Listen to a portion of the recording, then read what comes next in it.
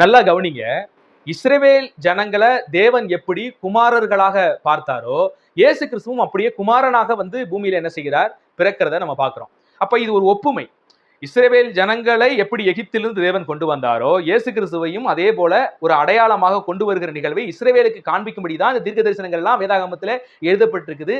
அதை ஆராய்ந்து பார்த்துதான் மத்தேயும் என்ன செய்கிறார்? எடுத்து கையாளுகிறார். என்ன ஒன்று, இந்த இஸ்ரவேல் ஜனங்கள் விழுந்து போனார்கள், இவர்கள் பாவத்தில் விழுந்து போனார்கள், தெய்வ பயமில்லாமல் விழுந்து போனாங்க. இயேசு கிறிஸ்து ஜெயம் பெற்றவராய் பிதாவுக்கு எப்போதும் பிரியமானவர்களை செய்து வாழ்ந்தவராய் இருந்தார். இதுதான் இந்த ஒப்புமைக்குரிய அடையாளம்.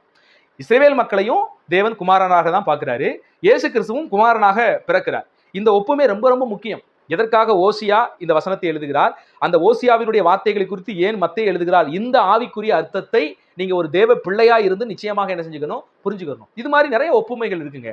இயேசு கிறிஸ்துவை பிந்தின ஆதாம் என்று வேதம் பதிவிடுகிறது. நீங்க 1 கொரிந்தியர் 15ஆம் அதிகாரம் 45வது வசனத்தை நீங்க வாசிக்கும் போது, முந்தின ஆதாம் ஜீவ ஆத்துமாவானான், பிந்தின ஆதாமாகி இயேசு கிறிஸ்து உயிர்ப்பிக்கிற ஆவியானவர் என்று எழுதப்பட்டிருக்கிறது. அப்ப நல்லா கவனிங்க, ஆதாமுக்கு ஒப்பனையாக இயேசு கிறிஸ்துவை ஒப்பிட்டு வேதாகமம் பேசுகிறது. எதற்காக வேதம் இதை ரெண்டையும் ஒப்பிடுது?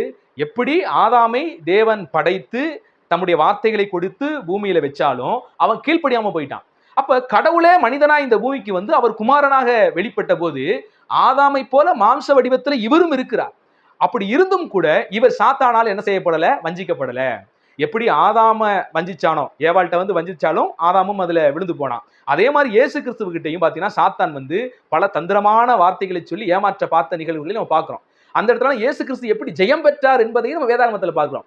அப்ப ஏன் வேதாகமம் ஆதாமுக்கையும் இயேசு கிறிஸ்துவை ஒப்பிட்டு பேசுகிறதுன்னு கேட்டீங்கன்னா, ஒரே போல இவங்க எல்லாம் மாம்சத்தில் இருந்தாலும் தேவனுடைய வார்த்தை இவர்கள்ட்ட இருந்தாலும் இவன் ஆதாம் விழுந்து போனான், இயேசு கிறிஸ்து ஜெயிக்கிறார். எப்போதும் பிதாவுக்கு பிரியமானவைகளை செய்து ஜெயம் பெற்ற ஒரு மனிதராய் விழுந்து போன மனு குலத்தை தூக்கி எடுத்து நிப்பாட்டுகிறவராய் இயேசு கிறிஸ்து இருந்தார் என்பதற்காக இரண்டு நபர்களையும் ஒப்பிட்டு பேசுகிறது.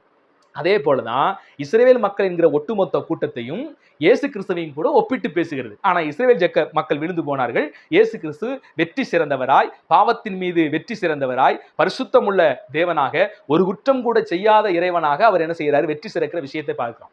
அப்ப வேதாகமம் ஏன் இப்படி ஒப்பிட்டு சில வாழ்வியலுக்குள்ளேயும் தீர்க்க தரிசனத்தை இயேசு கிறிஸ்துவுக்கு குறித்து எழுதப்பட்டிருக்கிறது என்கிற விஷயத்தை பார்க்கணும்.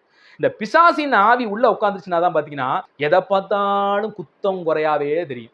லெனின் இப்படிதான். இப்போ உள்ள வந்து ஒரு பிசாசு சைத்தான் உட்காந்துக்கிட்டு என்ன செய்யுது?